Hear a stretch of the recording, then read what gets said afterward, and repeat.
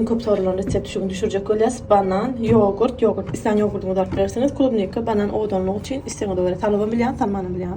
Bu yerde olsa semina lına DNF'i. Ben Türkmençesini yeme biliyorum bunu. Bunun ovradılarını görmüş iner. Blender'da ovrattım ben.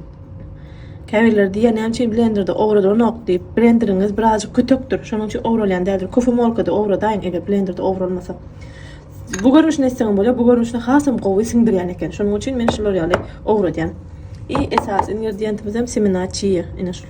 Semina çiýi bu horlandyrýan eken, gerekli hem vitaminler organizma berýän eken, hemme taraplayın yetmeyen organizma, yetmeyen datları getirýän eken. Şonuň üçin men şunu günde ýerden şundan kaş edip başladym.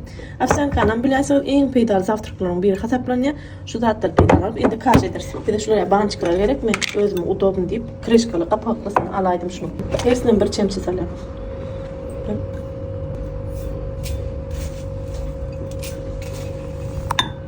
Dedim şunu men öňge gönü goýup etdim. Goýup bolýar. Soňam bir hilek dogry pişmedik ýaly bolýar. Şonuň üçin men gönü şoňa yssyjyk süýt salýar. Şonda hasam gowy bolýan eken.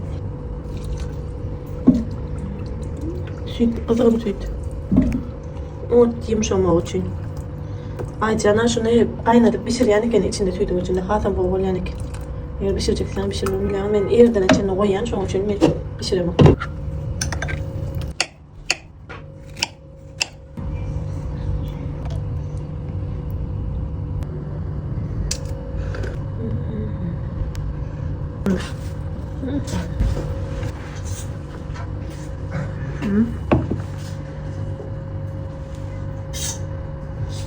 Evet, çeşen çeşen.